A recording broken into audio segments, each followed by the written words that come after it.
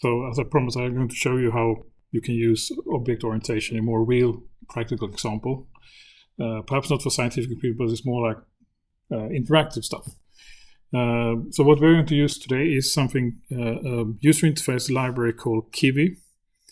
And Kivy is a user interface library that you can use on all devices, actually. So from iPads to computers, desktop, and everything. It's a fairly recent user interface library. But the idea is not to show you the user interface library, but just how you can do object orientation. So I'm going to do a simple particle system, or particles bouncing on the edges of the screen. So to do that, I want to implement first a base class we talked about before, a class that will be shared among the different subclasses I will create. So in this case here, we are not actually the top class here. We are actually, our base class is actually derived from a widget class, and that is part from the Kivy toolkit here. And a widget is a area on the screen which you can interact with in certain ways. You can see here it has a init part, and as I said before, in Python, when you have a constructor of a subclass, you need to call the constructor of the base class. So that is what we are doing here with the super part here.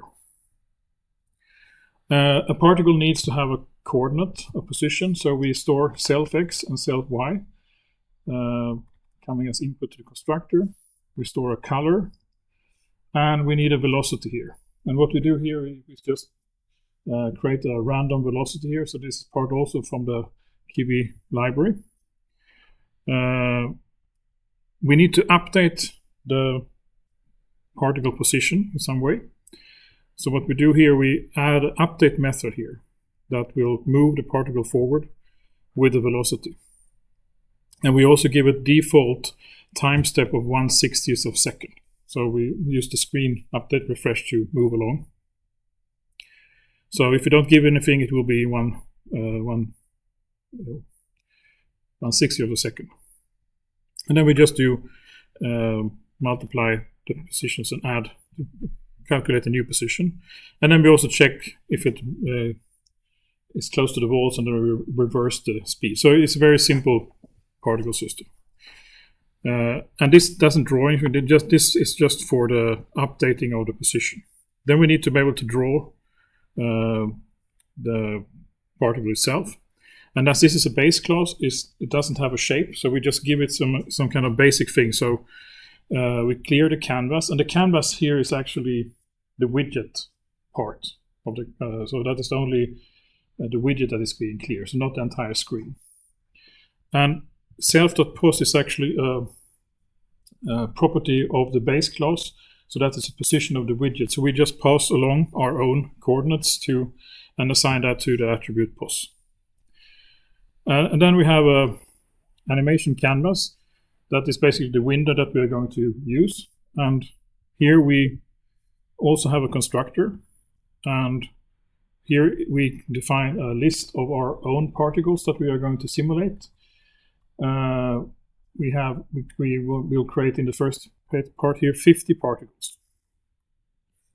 We create some random radiuses and positions here. We will also do some circles, so that's why I have a radius here in the beginning. Random color, and then we do. Because we're going to have multiple particles here, so now I'm just preparing this. So we have pick particle, random choice 1. So in this case, we only have 1, so I just add a particle here. Add that to the widget. So then we also need to have a draw method on this class, and in this case here, we use our polymorphic properties of our classes that we're going to define. So all of our classes will have an update and a draw. And here in this canvas, we just loop around. We don't care about the actual drawing. We just say, okay, you need to draw yourself, you need to update yourself, and we loop around. We have a main application class here. Don't care too much about that. It's responsible for starting the application. And here we add our animation canvas to this application. We add a widget here, and then we do a schedule here that calls the canvas, in this case the animation canvas, that it should redraw every 60th of a second. And then here we start the application. Now we can actually run this application, but it will not be so very fancy because the particle itself doesn't have just clears the widget and doesn't do anything. So we need to add some additional classes here. So now I have prepared here, just like a cook on TV, our circle class. So let's copy that into our demo. So particle widget, and then we add here, before our animation, we add a circle here. So now you can see here, now we are defining our own particle. So we have a circle particle, and we inherit all the behavior from our particle. So in this case, we don't need to implement update method, because that is generic for all our particles. We need to add our own attributes. So in this case, we have X and Y, that is for the particle. We have radius and color. So we need to kind of pass them along. There are some transparency thing here, so you can pass along if you want as well. We store self radius here. And then we need to implement the draw. So what we need to do in the draw method here is that we need also to call the base class draw. So if you have some common drawing things that you need to do for all particles, that has to be called as well. So we do super draw. That will call the base class draw method. We set the size of our widget here. So we set it to 2 times radius. So it's a rectangle. And then we do with self canvas, we set the color, and then we draw an ellipse in that canvas here. So that will be drawn every time we call it. It will create an ellipse in this one. So now we need to add so now we do a range of 2. So random choice is kind of a nice thing. If you want to pick something randomly, you can do random choice and then I give it a range, and it will give you a number. So we go here and we do if pick particle equals to 1. Then you can see here we add our circle particle. And now we should have something on the screen. Hopefully. Oh, yes. So all of these here are circle classes or objects, and they derive all from this. So everyone has a unique color, its own position, its own update method, and so you can see that by using objects you can create a lot of them and you can hack them. The interesting, yeah. Where, when you're running this script, where are you calling classes? Yeah. Because I just see a bunch of classes, but I'm not sure where's the actual code that's running. Yeah. So okay. User int application. So actually, the run of the application starts here. Okay. Yeah, and that's a bit strange because user interface application, they are based something called an event loop. So it goes into a loop and it waits for events from the operating system like mouse clicks and stuff like that. And then it, if there is needs to redraw, it will go through the widgets and call them internally to draw themselves. We have kind of forced this drawing here by having a timer that is called on our draw method every 60th of a second. So that will call the canvas draw method here, or we say that use this draw method, and you can see we have a draw method here. Yeah. And that will be called every 60 seconds to draw our particles. So that's how we're driving it. So this is our own code.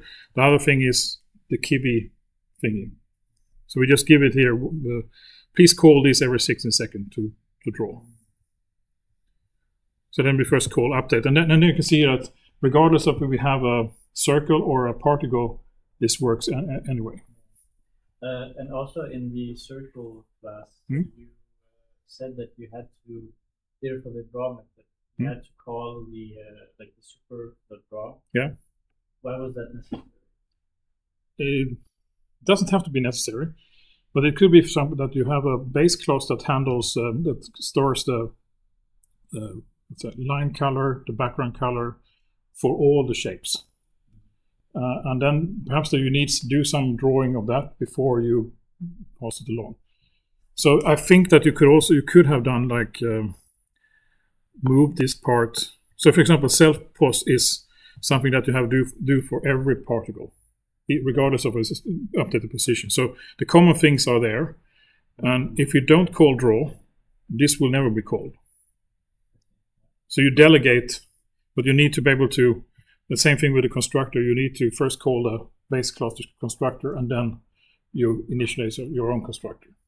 You're just, when you call the super, you're just adding with the right effort to the previous like the base class draw. Yeah. Okay. So there is no automatic calling of the base class that you have to do yourself, and the super is just that you don't have to write explicitly the name of the base class. Sometimes you want the code to be able to change the class name, for example. Yeah. And if you could also do particle draw. But that if you change the particle class name, you will have problems here. So that's why the rule is that you use the super. But there are some other ways of doing it. One thing you can do is that you have an interface that the base class provides the interface, and then you have like this. You have a do draw self, and then you just have a pause here, and then you do self.do draw, and then instead of overwriting this one here, you can have do draw here, and then you skip this one here. Then you get a more cleaner interface that you have these common things here, and then you have an empty draw method here that you always have to override, and then you don't have to do the super.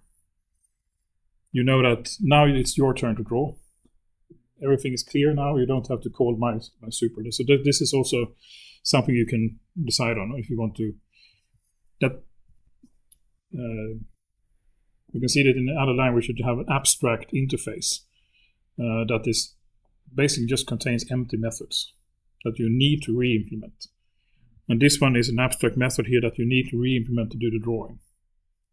I'm not going to. That's why I'm not going too deep in the object orientation in this class, or this course. But this is one way of doing this in a different way.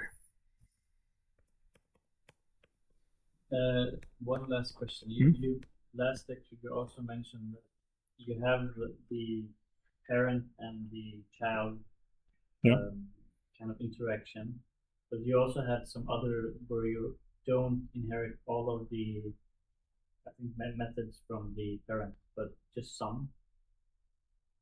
Now you always inherit all the things from the parent. But I was talking about like there was another type of, I don't remember what you called it. There was last lecture. It's something with, instead of having the parent-child relation, you have a composition. Composition, yeah, I think it was So composition. in this case we have a hierarchy because a circle particle is a particle. Yeah. But you can also, in this case here, the animation canvas is a composition class. It does not have any relationship to the particles, but it manages particles. So it has particles. Okay, so this is the composition class. Yeah, or it is highly advanced because it has a lot of other things as well, but it doesn't inherit from particle, it inherits from widget, and also it manages our particles. So it owns particles. So that's composition. And I would say a lot of things you do in Python with object is on the composition level. That you create your own classes which manages other things. But the particle system here is to display what the is a relationship, how you use that. Yeah. So for example, if I take the rectangle here, and I go into here and I do add this class here, And then I do this, add this to this one here, like that. You create a lot of different particles, and they all have the same attributes that you can use, and they have the same interface here with the draw method here. So now I have to do 3 here, and if I run this again, you will get rectangles as well. But the rectangle inherits the ability to move or update from the base class. So you kind of, when you do hierarchical object orientation with hierarchical models, you need to figure out what are the relationship between the parent and the child. You need to find those relationships, but that is usually ISA. So for example, before NumPy removed the matrix class, the matrix is an array. Yeah. So there was a clear inheritance there. It's a specialized form of an array. So there's that's the hierarchy or the inheritance. So rectangles and particles have a composition relationship here. Now the rectangle and circles, they are a particle. Oh, so they have the parent-child. Yeah, they have the parent-child relationship, but the animation canvas has particles. So that is a composition. And then finally we can also do a triangle, just to kind of complete this thing here.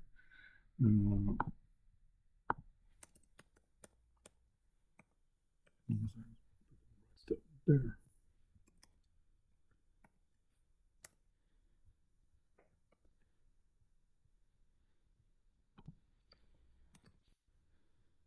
So you need to create the correct particles.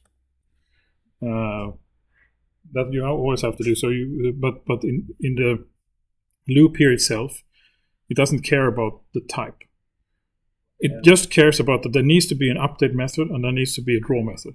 In some other language, it actually looks at the type, that you can't do this. But in Python, as long as a class has the methods, it works. It's like the duck type thing you said. Yeah. If it works like a duck, it's a duck. And that is what you're using here. And that has some benefits, but also some drawbacks that you really not sure what the things here are. You can have something that is not derived from particle. If it has an update method, that works as well.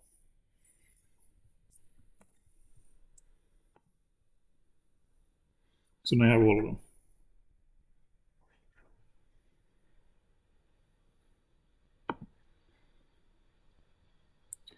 So yeah, that was what I wanted to show you here more because it's very hard to see abstract when you do text-based examples.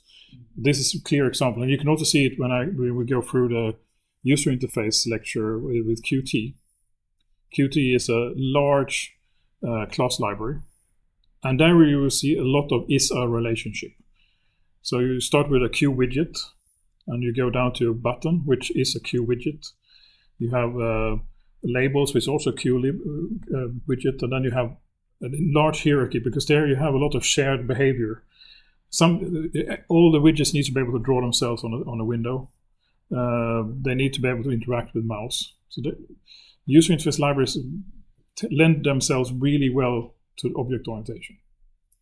From my experience, when we do computation, there is a lot of you don't always need to do object orientation, but you will use objects. So you will be kind of an object user. So you use NumPy, that's object-oriented library, and you instantiate a lot of array objects. And they know how to handle the mechanics behind an array behind the scenes. That's also really interesting in the future when there's a lot of AI talks now with PyTensor and TensorFlow. They all use NumPy and a Python-based interface, object-oriented. You really don't know what's happened behind the scenes. There is a lot of things going on there, but you still can use a very easy interface because you can hide it behind classes that have an internal implementation that can vary depending on how a GPU or CPU. Same interface. And that is where object orientation shines. Hiding stuff that the user don't need to see.